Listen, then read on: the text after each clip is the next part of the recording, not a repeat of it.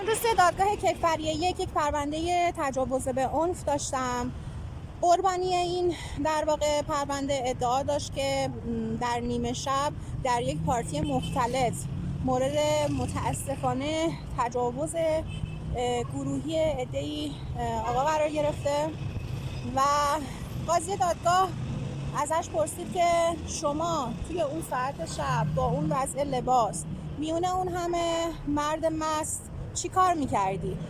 واقعا سوال تأمل برانگیزی بود. بعضی از قربانیان جرائم خودشون با پای خودشون با دونستن عواقب اون کار خودشون در معرض خطر در واقع قرار میدن.